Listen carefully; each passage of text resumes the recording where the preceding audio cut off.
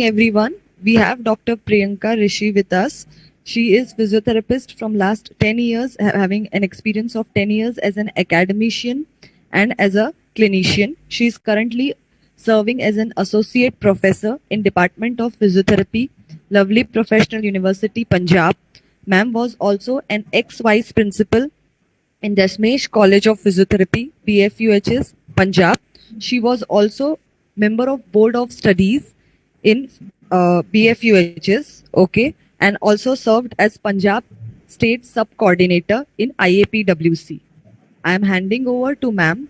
Right to you, ma'am. Thank you, ma'am. Okay, so the topic for today's session, we are talking on a very, I would say, a very critical issue with which I suppose all the global arenas they are dealing with, and that is COVID-19. But then, in somewhere around mid 2020, we had another aspect coming up in front, that was long COVID. Although this nomenclature, it was given much later. Previously, it was known as long haulers of COVID-19. So we'll be talking about long COVID, and we'll be discussing about whether this is whether the physiotherapy as healthcare professionals can we inculcate our contribution into maintenance of this patients to come out of this long COVID situation. Okay, so the next, I'll be briefing you a bit about an outline about what we'll be going by through this session, right? We'll be talking in review about what COVID-19 is. We'll be talking about the global statistics number we have with us, then a bit amount of evidence and certain patient-led researches. Then we'll be actually talking about long haulers of COVID-19. Definitely, then we'll discuss about assessment and treatment approaches. And the last, I'll be talking about, I'll be giving you a resource list. That is not the exhaustive resource list, but yes, in that list you will find certain amount of links to certain websites and certain associations with which you can gain more knowledge about how you have to actually deal with COVID-19 and specifically the long phase of COVID-19. Okay, so beginning with the main context of our PPT of our session today, that is COVID-19. So talking in a bit about an overview, it's a severe acute respiratory syndrome, coronavirus 2, that is SARS-CoV-2. It is a highly contagious, one of the viruses from the coronavirus family that has caused COVID-19. Fever and upper respiratory infections, fatigue, dyspnea, and GI symptoms, they were the basic construct of COVID infection. And they are, in fact, I would say they are still the basic construct of COVID infections. And although, like the present mutant varieties which we have seen, GI symptoms, they are more on a topper percentage, I would say. Loss of taste, loss of smell, risk of stroke, myalgias, headache, and skin rash. They are also present to a varying degree. But recently, like I have been through some of the acquainted patients from my known people, so they were, all of them, they were suffering from just fever, low-grade fever, and myalgias. So I would say like this is an updated information. Like it could also be just represented in this manner: just myalgias and fever, no respiratory tract infections, no GI infections. So I would say actually that we are still on that part where you are still on the verge of developing more diseases. Ma'am, it's the previous slide, please.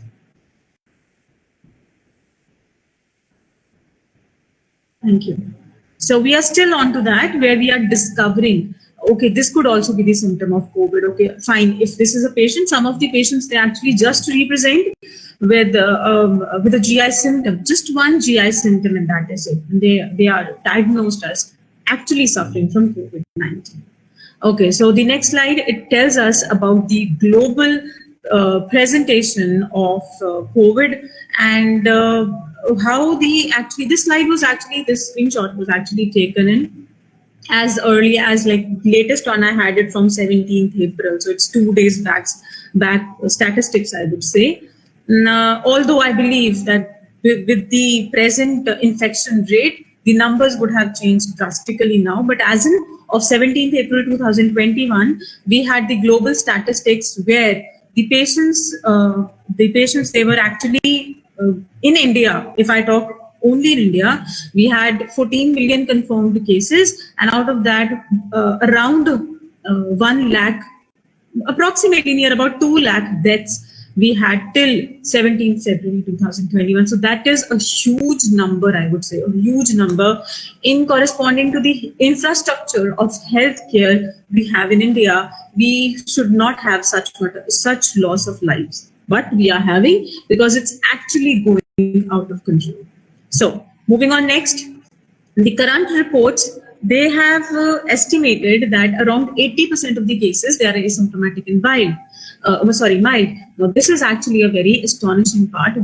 This is actually the part where you do not know. The person next standing to you might be suffering from COVID, right? Although there are just 15% of the cases which are running very severe, and from those 15, we have another 5% who are actually critical. They would require any mechanical ventilation support or life support. So patients, they are who are being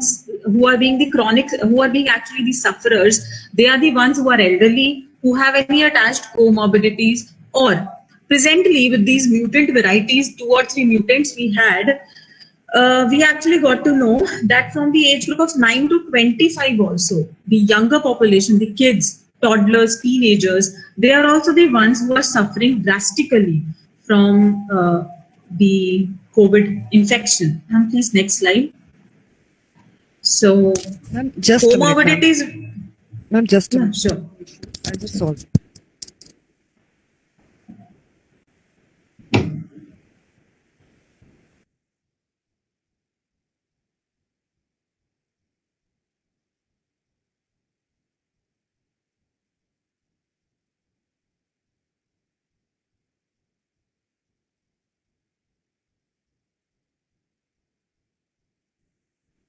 Ma'am, if you can continue, I'll be sharing in 2 minutes. You can continue speaking if you are able to see from your screen. Sure, ma'am. Yes, ma'am. Sure, okay. I can continue. Okay, so I was more talking about the patients who are requiring the intensive care. So older, like we had, we know that 60 and above, they are requiring the thing. But now I was telling you that with the present mutants, it's the age of 9 to 25, which is gaining more of inculcation into COVID-19. And on the other hand, the elderlies or even the younger population, the middle-aged population, if they are attached with any of the comorbidities, primarily diabetes, cardiac disease, peripheral vascular diseases, they have a more probability towards getting COVID-19, and that also a severe one. But this next point, it remains the same, that the principal feature of this disease is the development of ARDS, which will finally lead to the patient's death if it is not corrected, if it is not cured, if it is not dealt on within the given amount of time. Now, the next slide, that is talking about basically about the persistent symptoms. Persistent symptoms is the keyhole feature of COVID-19, long COVID-19, right? So as I told you in the beginning, that it was somewhere around mid-2020, around May or June 2020, where the reports of persistent symptoms were given by the patient. So then the name was formatted, and it was known as long COVID, or it was also known as post-acute COVID-19 syndrome. Another name which was formulated was also long haulers of COVID-19. So how is it defined? It is defined as a cluster of signs and symptoms which are purely developing during or after their acute infection with COVID-19, and that should continue for more than 12 weeks. And they are not explained by any other alternative diagnosis. Now, this is actually a situation where you are into contact with so many symptoms. The long COVID is not just related, like previously I showed you the percentages based upon which we diagnosed that, okay, itne these many patients, they are suffering from fever. These many, they show GI symptoms. But for long COVID-19, you do not know which organ would get affected. The people, they are having memory symptoms. The people, they are having joint symptoms. The people, they are having other hormonal variations, metabolic variations. The people, they are having difficulty sleeping. They are having difficulty breathing. They are having difficulty even getting out of the bed, or as easy as rising up themselves from a chair. This is how it is basically presenting up. There have been numerous researches since COVID-19 has started off. Numerous researchers, I would actually say. You just write down long COVID-19 and you will get a whole lot of evidences on PubMed, Embase, Cochrane. It's full of COVID-19 researches. But there have been certain situations, certain institutes, which have been through, I would say, they have done certain patient-led researches. Now, what are patient-led researches? Okay, as we move on to slide number 8, the Body Politic COVID-19 Support Group, they set up and published an influential patient-led symptom study. Most in the study, they have been ill for more than 6 weeks. The acute COVID syndrome, it is said to have passed on from about in 4 months, 4 weeks or 3 weeks, the patient is good to go. But if the symptoms persist and they take on their toll, so you can expect your body to be suffering from as good as 6 weeks after your COVID infection. Okay, so this study, it actually started off as a WhatsApp group, and they just gained in patients' input. They joined everybody who was suffering from COVID-19 or who had somebody very close in the family who had suffered from COVID-19, and they are still suffering from these symptoms. More than 6 weeks it had been passed on. This was a very, very good and a great initiative which was taken in by certain scientists, certain researchers, and they actually developed a patient narrative of how does COVID-19 symptoms appeared to them and how are they basically struggling to carry over with their life after COVID-19, after the acute episode of COVID-19. And this was a very, I would say, it was a very important background based upon which the symptomatology of long haulers was formulated. Now, I'll show you a comparison on the next slide. There is a comparison of acute and chronic symptoms of COVID-19. Dr. Madhavi, if you can please just move back to slide number 9, sorry. Thank you, ma'am. So this is the comparison of acute and chronic symptoms, where you can see the blue one, they are demonstrating acute COVID phase. And the red ones, they are telling you about post-COVID follow-up, right? So as you can see over here, the patients, they are suffering extremely from fatigue, which was a very basic symptom, a very debilitating symptom, I would say, for acute phase also. The very first point, like when you are in the acute phase, you are restful. When you are in the acute phase, the patients, they tend to be on bed, on rest, on medications, good amount of food, and all they have to do for 14 and 21 days is just resting. But once you are declared as negative on a COVID test, you tend to develop your attitude and your aptitude and your ability to get out of the house and earn your livelihood. Now, if I talk about our Indian population, where approximately 80% of us, we are living at the middle-aged category, middle income category. So we are striving to carry over our livelihood with this in this pandemic phase. So if those persons, they are suffering from fatigue, they are suffering from joint pains, they are suffering from malaise, they are suffering from breathlessness, how are they supposed to go out and earn their livelihood for the family? The very basic point, which is decreasing which is actually increasing the economic burden on the Indian sector, right? And also because of all these features, the health-related quality of life of patients, it is decreasing. As the health-related quality of life is decreasing, it is another implicating factor towards increase in the economic burden. Okay. So moving on to the next slide, we'll be talking about a question, like it's a question, the next slide. What do we know about people who feel they do not fully recover from COVID-19? And as healthcare professionals, do we know something worthwhile to contribute into this COVID care, or I should say long COVID care? Anything we can talk about. We are healthcare professionals, and we need to get up to that point. We need to raise up ourselves up to that point so that we can contribute as frontline defenders in the COVID care continuum. So the next slide, that is the slide number 11, that is talking about the integrative post-COVID symptoms model for those patients who were not hospitalized and they were quarantined within their home or any healthcare facility. Like some of them, they were carrying out in community centers also.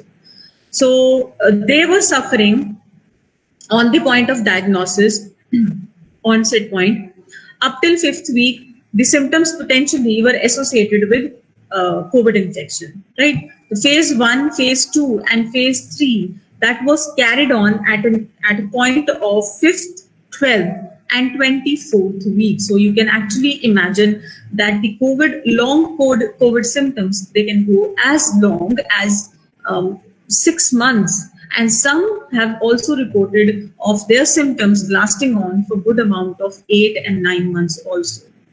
I don't have actually an evidence on whether the symptoms they have lasted on for 1 year or not, but I feel that the frequency and the rate at which COVID infection they are rising up, and the healthcare is a bit lacking on that. So we would definitely have patients who would be coming up with that 1 year before I suffered from COVID, and now I am actually feeling suffering from the continuum infections of COVID-19, continuum symptoms of COVID-19.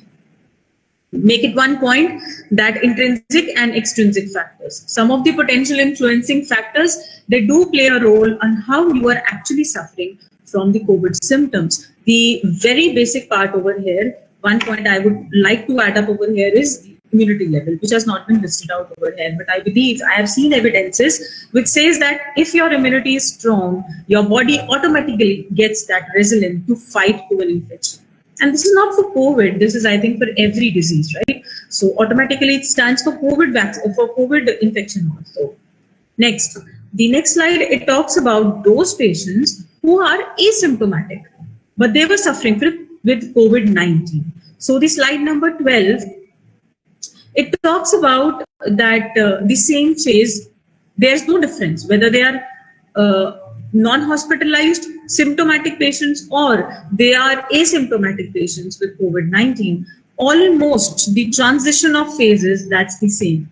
So it is not like this that if you don't show up symptoms, you are not suffering from COVID, right? The person might be showing majority of psychological considerations after COVID infection, and the symptomatic patients, they might be showing something more related towards the musculoskeletal symptomatology after COVID-19 acute exposure.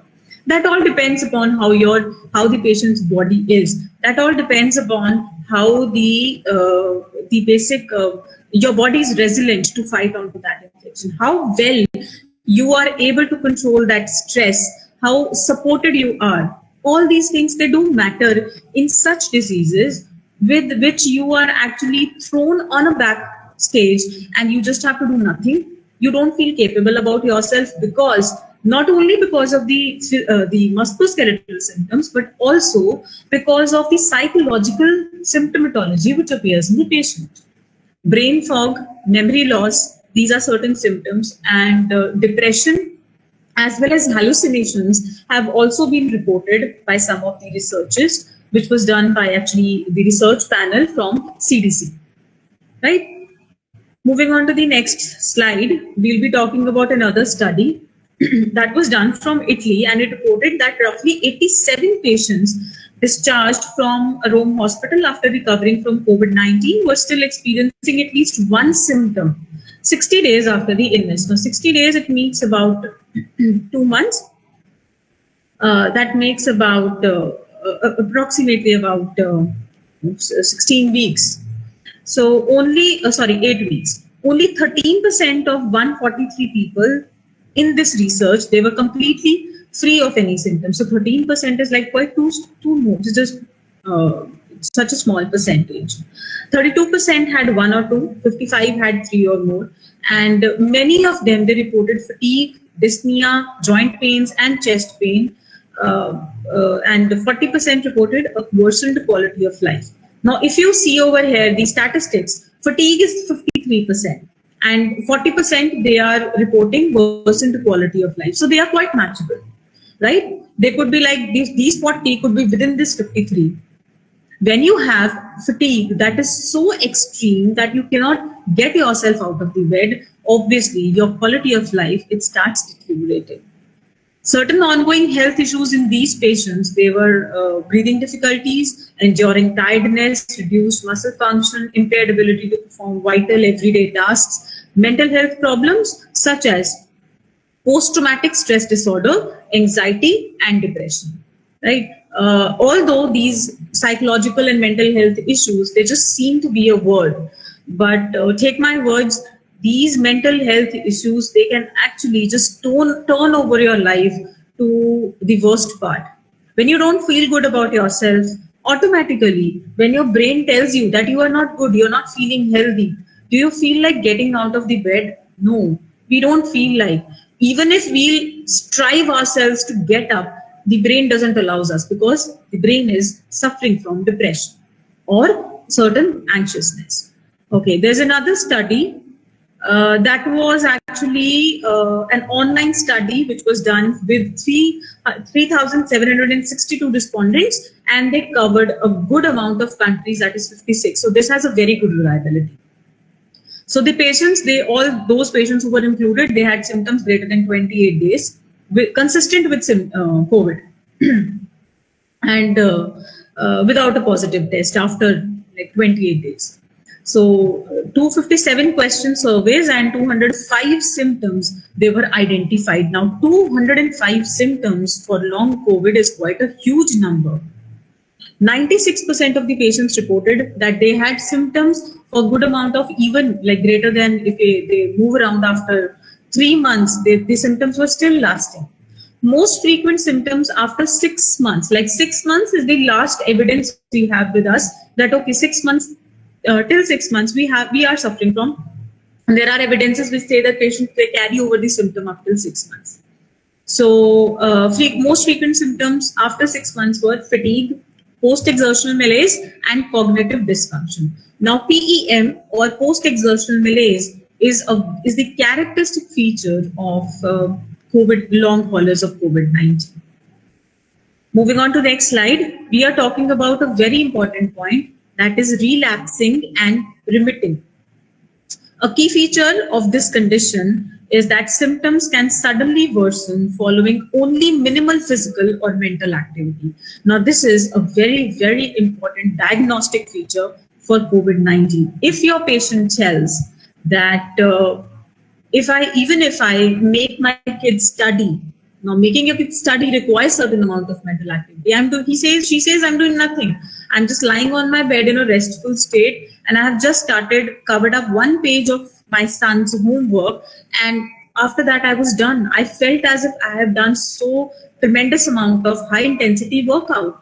Now this is known as post-exertional malaise, and this is a very important characteristic feature of long COVID-19.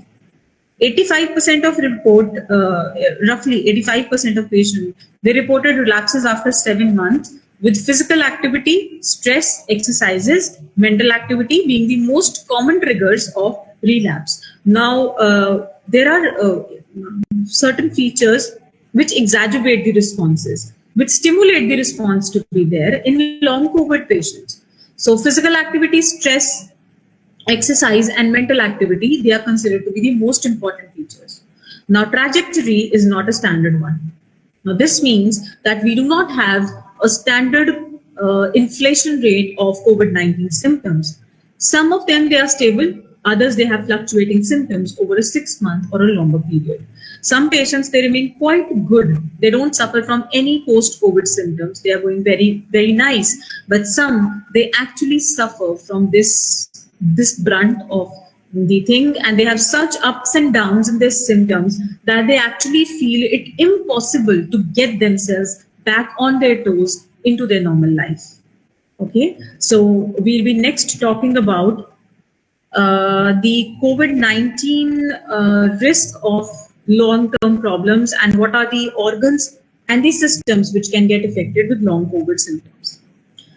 Cardiac system, it is the core of our human body, so it has to get affected. And it has the manifestations of cardiac system, they are actually quite disabling.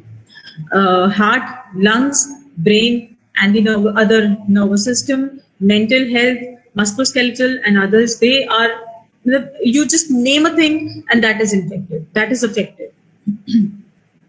Although there are certain risk factors which can inculcate these symptoms, the severity would be actually dependent upon those risk factors. And certain intrinsic and extrinsic factors, like we talked about in those previous two slides, where I was telling you about the model of hospitalized and non-hospitalized symptomatology of patients. So if the patient has been admitted to ICU, if the patient has associated comorbidities, if the patient is suffering from a severe COVID infection, it was not a mild infection, it was severe COVID infection, then also we have the predisposition in the patient that it could be carried out to a major amount of time. Now, on the right hand side of this slide, you can see the diagram shows the COVID-19 related risk factors for venous thromboembolism. Venous thromboembolism, why have I stressed upon that? If you remember, I talked about in the initial slide where I was talking about the introduction of COVID-19, I told you that stroke could be one feature of COVID-19. As in that, I am telling you that cardiac manifestations can be an important issue. Now, in the cardiac manifestations and in the stroke, we can have one thing common, and that is the clot formation. Clot would be, the emboli would require a clot to form in majority of the cases. So if venous thromboembolism is present, so there are chances that the patient, they may end up having stroke, or they may end up having myocardial infarction, or they may also end up having cardiac arrest, depending upon the severity of many factors, not just the age, not just their COVID infection, but also certain other comorbidities which are attached. What amount of hypoxia is generated in the body because of COVID-19? Has the patient ever been on ventilator because of this COVID infection? All these things, they are related to the severity of long COVID symptoms. Now, I was talking about cardiac manifestations. So this is a diagram which actually tells you about majority of the infestations. Lung injury, if it's a direct myocardial injury, which causes stress cardiomyopathy also. Although hypoxia, which is caused with lung injury, that is another impending factor for stress cardiomyopathy, as it is listed on the right hand side. So along with this, inflammation related injury to the cardiac muscles, then the coronary plaque rupture, then the microvascular dysfunction, which is again a very important pathological step in COVID-19, acute COVID-19. So all these factors, if they are present, I am not saying that they are present in every person, but yes, if they are present, they instigate a very severe cardiac manifestation in the patients, whereby the patients, they report on as suffering from MI, certain they report chest pain, certain they even report unstable angina, and some they don't give a symptom, they don't give a sign, and they suddenly enter into cardiac arrest, which is actually more severe. So the next slide, with this next slide, we'll be talking, this is the layout of certain references. If you want to follow them, or if you want to have a look at from what all these things they have been taken on. With this, we are finishing up with this section, which was dealing with the description about COVID-19 and long COVID symptoms and the bit amount of pathological process. So next we'll be starting with the clinical experience. How do you treat COVID-19 patients? How do you treat long COVID patients? What are the major prerequisites?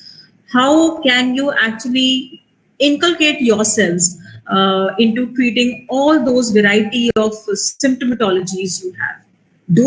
Can we group them up into certain one characteristics, or they are to be treated individually, right? So I will actually show you 4 phenotypes of patients who can suffer from, who can actually develop after COVID-19. So one is a post-ICU phase, which has still not entered into the long COVID phase. The chronic phase has still not started off on. They are just out of the the ICU. Next one is post-viral fatigue. The ones who are purely cured up and they don't have any infestation, they are reported negative, but they are suffering from the viral fatigue. Next, we have pure cardiac manifestations. Nothing else is there, only cardiac manifestations. The reason actually why I stressed about so much on cardiac manifestations in the symptomatology. And then we have long COVID, in which the people, they are normally presenting with musculoskeletal, neurological, and cognitive dysfunctions. Okay, the next slide, it talks about the symptomatology, the percentage of, this is actually a graph which has been taken from a research study. So they had taken up a follow-up approximately 79 to 80 days later, and they are showing you the differentiation. They are showing you a comparison between the symptom appearance during infection and at the follow-up stage. It is not a doubt that the patients which are suffering from the acute COVID infections, they are obviously very debilitated. But you just look at the follow-up percentage. Fatigue, dyspnea, chest tightness, a kind of burning sensation in the lungs, heart palpitations, increased resting heart rate. And these are certain features which are quite relatable to the percentage of proposition which the people, they are feeling in the acute COVID phase also. And the ones I have just spoken out, they are circled in the blue color. Now, if you give a link, if you just pay a heed, you can see that fatigue and dyspnea, they are almost relatable. 95% and 87, 90 and 71%. There's such a less difference between the acute COVID phase and the other one. Okay, so next is the rehab for long haulers. How do you start your rehab? We are physios, we are supposed to plan up the activity. So how do you start your rehab? Shared decision making is appropriately emphasized in setting the goals and formulations of the personalized management plans and care plans. Treatment of COVID-19 is not an individual criteria. You need to have a multidisciplinary approach. Only then will you be able to target your long COVID patients. I'm not talking about acute, I'm talking about long COVID patients, because I showed you the whole symptomatology of the patients. It's having such a variety. So you can't deal with everything on your own. We need to have a multidisciplinary approach. That is known as shared decision making, where you feel that you need to consultate somebody, you need to refer your patient, please refer and please consultate. Next slide, it talks about the rehab approaches we can actually have with the patient. First point, I would talk about triage and the initial assessment. That is the key. You need to figure out which patient, they are quite critical than the other ones. Those who need treatment, the very first point. It's necessary because they might be on the risk of certain neurological or cardiac manifestations. And if you don't do the triage, these patients, they may end up losing their lives. It's necessary to have assessments, whether you go for face-to-face or you go for virtual assessments, it's necessary.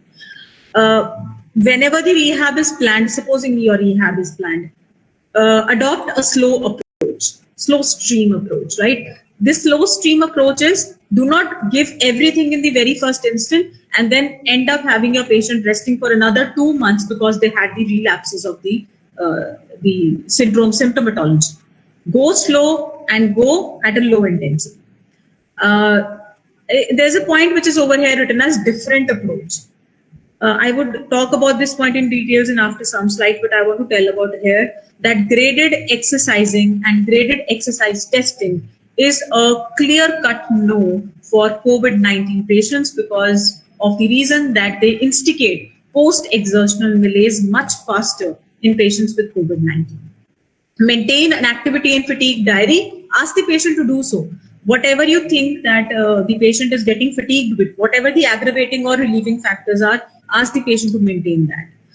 Pacing and energy conservation. I think we are studying from right up BPT level what pacing is in exercise therapy. So we pretty well know about that. Keep a check on the SpO2 level, and you can even go by using the Borg RPE scale.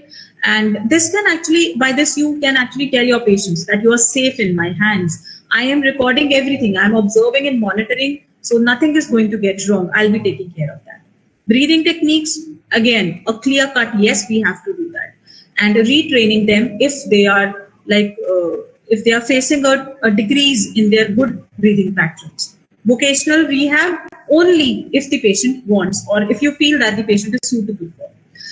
Psychological and cognitive approaches and cognitive support is a very much required one, because these patients, they have been like diseased and ill from past so many months and they are so stressed out. The next part, it is just a layout of the multidisciplinary approach which you should have. Actually, a collaboration should be there to provide integrated outpatient care to the survivors of acute COVID-19 patients. It's this diagram. It is actually talking about all the things which you should consider: screening of every system, pulmonary, neuropsychiatry, hematology, renal, and of course how you are planning the primary care. So there has been the talk going on of setting COVID-19 clinics, and I think very soon we'll be setting up. The talks would actually start about setting long COVID-19 clinics also. Okay, so the next slide over here we'll be just talk. I would like to actually talk about prioritization of high-risk patients. So how do you prioritize? How do you talk about the that okay, this is the patient which requires my treatment and my I would say about the thing that it requires my concern first, and the rest ones they don't. So the funds, I have marked out certain points.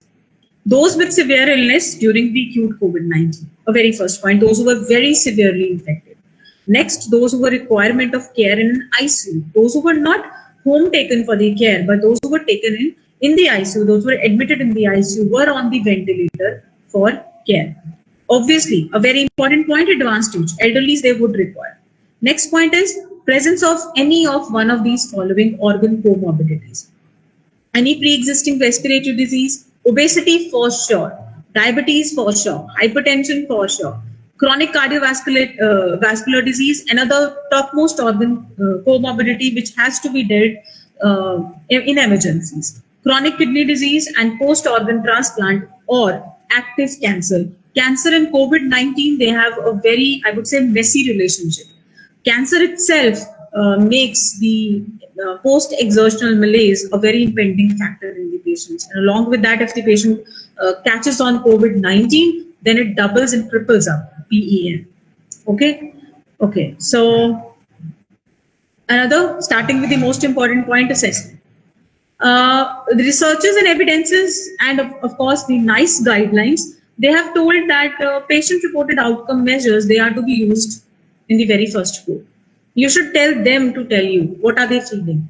Of course, you will be assessing them, but yes, their implication is also a very important part. The reason why I've kept this point as the major one in respiratory, in assessment part. You should ask how the patient is feeling about their health, right? So we can calculate the dyspnea, we can calculate the fatigue index, and we can calculate the functional status based upon these questionnaires which I've listed out for you. Self-evaluation of breathing questionnaire, multidimensional fatigue index, deep pulse symptom questionnaire, post-COVID-19 functional status. They're all available on internet. You can very easily download if you are treating any COVID-19 patients. Do make it sure you assess them based upon them. The next slide is actually just a picture of the self-evaluation of breathing questionnaire. So if you see the end of this questionnaire, it tells you very easily, a score greater than 11 may indicate problems with your breathing. So it is such an easy one to take in also and to calculate also. You don't require much amount of investigations with the patients to be done. Okay, so slide number 28, it talks about uh, assessment of post-viral fatigue syndrome, which is very easily related with post-exertional malaise. I would say they are synonyms. So there are certain points which have been listed out: activity-induced fatigue, like physical or mental activity-induced fatigue; intermittent and recurring flare of viral symptoms. It means fever, malaise. These reoccur. Unable to maintain previous levels of activity. I know a patient. That patient was a gymnast before she contracted COVID-19, and now, like it's been 4 months, and barely she is able to rise herself up out of the bed even. So unrefreshing sleep, they don't get fresh sleep. They don't feel fresh after sleepovers. Cognitive problems and orthostatic intolerances. So consider this post-viral fatigue syndrome. It is actually very necessary. Your screening for PVFS, it actually gives you an idea about the intensity of exercise you have to inculcate to the patient. If the patient is suffering from PVFS, it is actually said that you should maintain a very low level of exercise. And I'll tell you more points about this in the upcoming slides. Post-exertional malaise is another very highly talked up point, and it's the hallmark again of post-COVID syndromes, and it can occur in varying symptoms: immediate, short-term, and long-term. So you have symptoms after physical activity which can last for more than 7 days even, and they actually reflect that there is a decrease in the aerobic energy system of the human body. Aerobic energy system does not get disturbed because of deconditioning. Deconditioning, like if any patient is on the bed because of any disease for about 2 or 3 months, so he would get deconditioned. So in those patients, the aerobic energy system does not get decreased, but in post-COVID patients, the aerobic energy system, because of post-exertional malaise, is decreased. It gives you an idea. Okay, this is not what a general malaise is. So your need is to identify the experiences of PEM, and you prevent those PEM occurrences in the patients. For this thing, a very important point we can do. Moving on to slide number 30, where we'll be talking about pacing. Pacing is an individualized approach to manage the physical, cognitive, and emotional energy within a patient's specific limits by successfully planning that whatever energy they have, jitni bhi energy the patient is having in them, whether we have to use that energy in inculcating the exercise, or maybe we have to let that energy be with the patient so that he's able to carry out the ADLs effectively. Exercise in COVID-19 is not about that we have to do. It's like if the patient requires or if the patient feels like, then you have to do. So the next two slides, again, they are talking about why we should not give graded exercise testing or graded exercises to the individuals. And luckily, like the NICE guidelines, they have reformulated those the previous guidelines of 2007, and they have said that these circumstances, they have been harmful for the patient and they lead to the deterioration in health, prolonged severe disability, and social isolation. So if you think that the patients they are not capable of doing the exercise, do not push them. This is a very important point in long COVID physiotherapy management. Do not ask them repeatedly, do more, try hard, try harder. No, this is not to be done. Your patients, they need rest. They need interspersed activities between the rest. Plan out that depending upon your patient's criteria. Okay, so this was actually these two things, they were carried up in these two slides, slide number 31, 32. So I'm moving on to slide number 33, where I have listed out the cognitive, physical activities, and emotion precipitated points, which actually tell you that these can cause PE. These are the points, these are the issues which can raise up again post-exertional malaise in a patient. And the left-hand side of this slide, it tells us about that. In a very welcome turnaround in the attitude, the NICE guidelines, they drafted in 2020, they recognize that GEP and treatments that exacerbate these symptoms, they are actually harmful and they should not be given. If any of the exercise and treatments, they are inculcating PEM in your patient, it is not worth of giving to your patient. The next slide, we be starting with a brief introduction about assessment. What are the parameters you would take on for your assessment? In fact, assessment is basically about respiratory, cardiac status, and functional status. We know respiratory is like COVID, it is COVID infection. So you need to go for respiratory assessment. You can't work upon other than that. Cardiac status, again, very important because we are talking about exercising. So a patient will able to exercise only if he or she is on a good heart rate.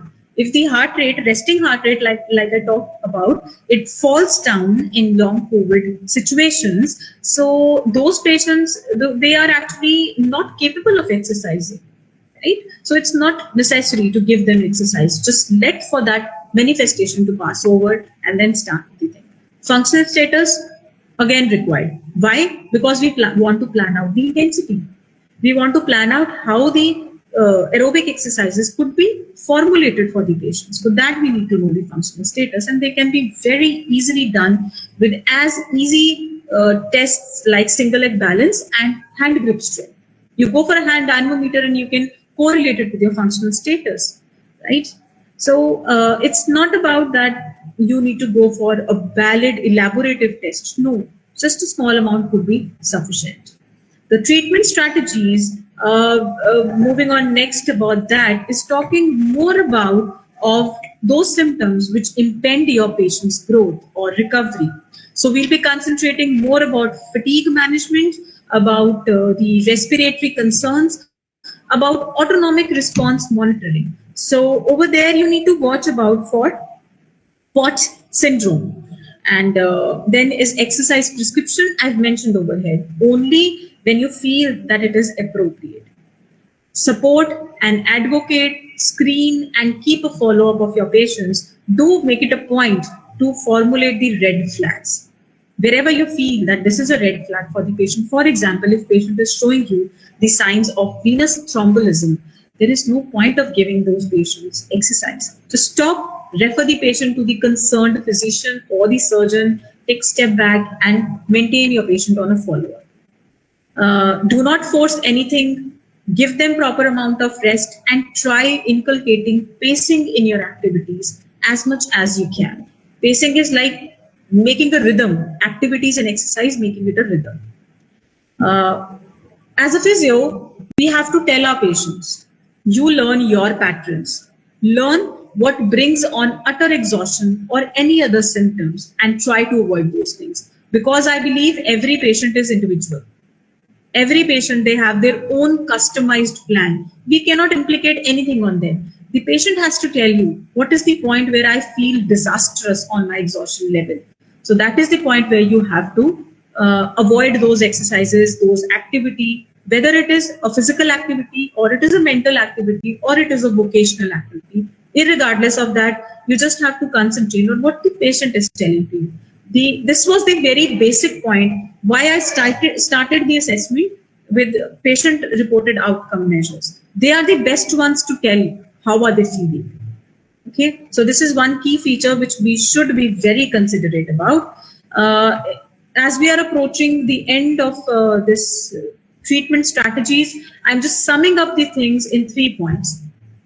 Checking the vitals, remembering that exercise is not always a medicine. Please, physios, just remember that this is not, if it is not required and if you are not recognizing the BEM, you are actually harming your patient than doing good for them. And give it your full go, address the respiratory concerns, which can again be a very important factor in making the patient on a backstage. Health coaching, what is good and what is not good for them. How do you need to take your diet? How much do you need to sleep? How much do you need to rest? What are the medication compliance for your exercise? All these things, you should be coaching on them. Monitoring the tolerance to activities and progressing as indicated is the most important point. Do not skip the monitoring point.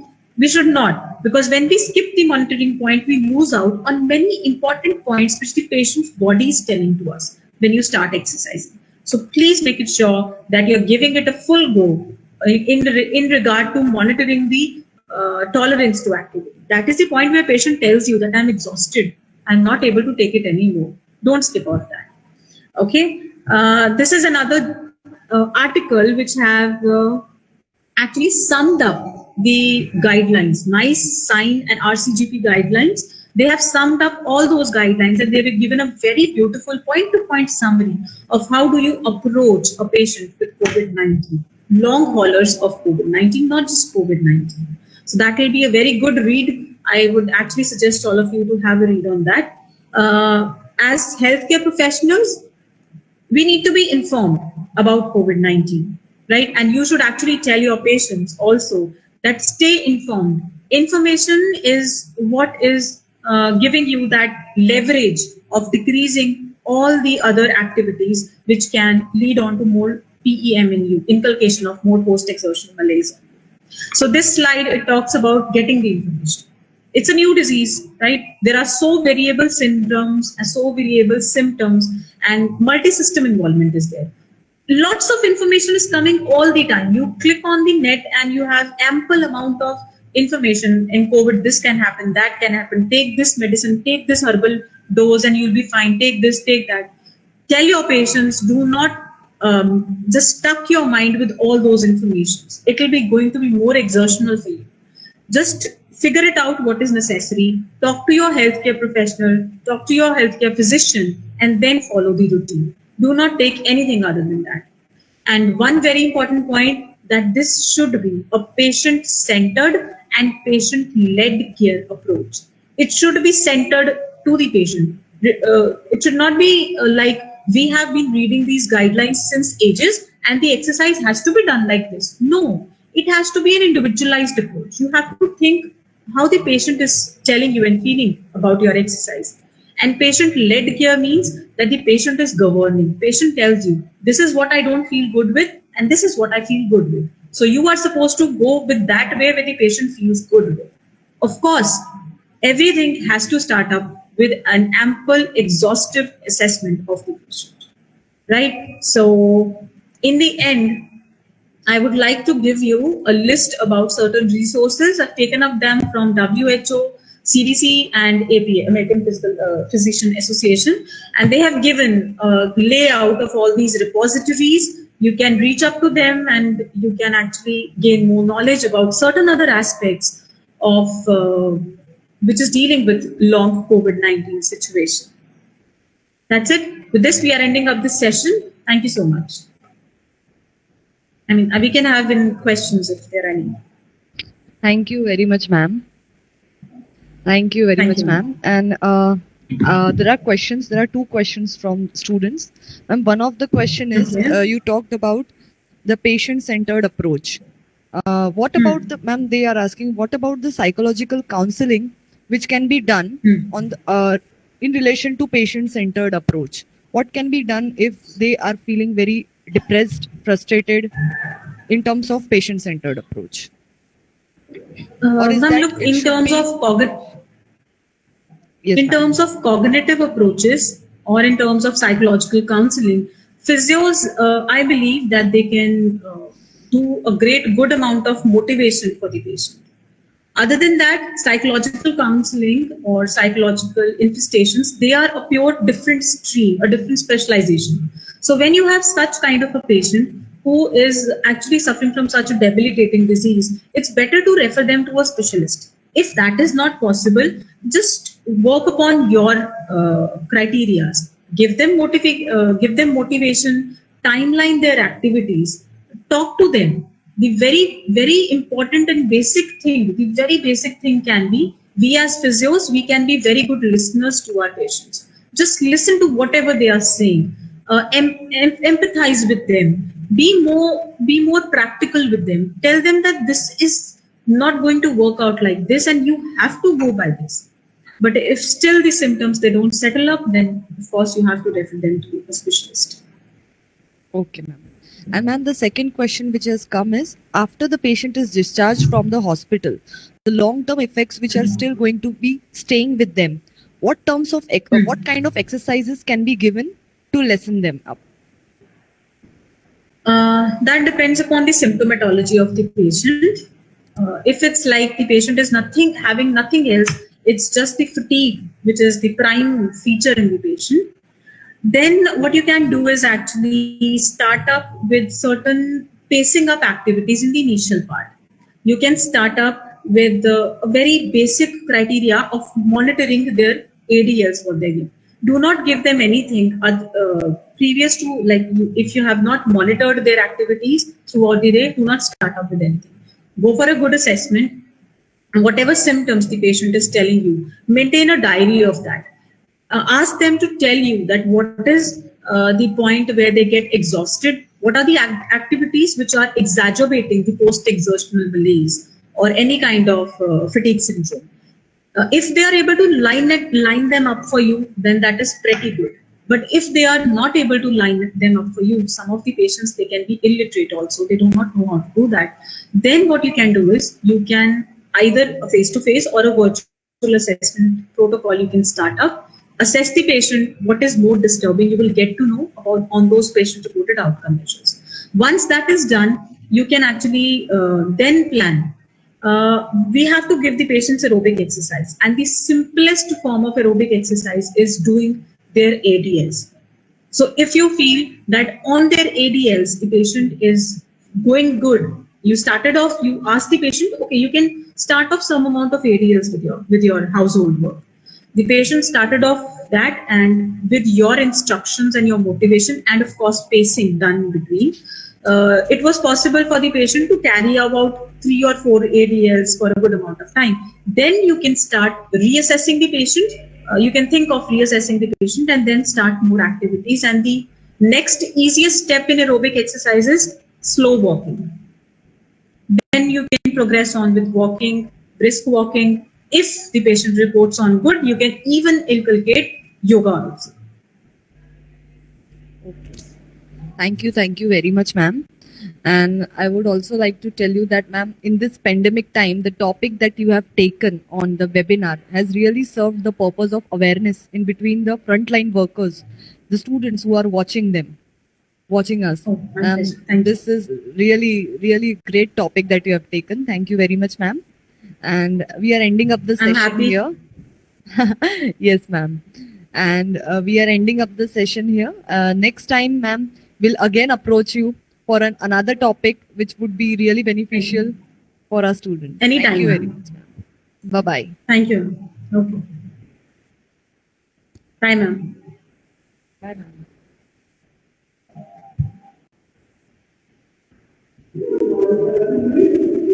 ma'am.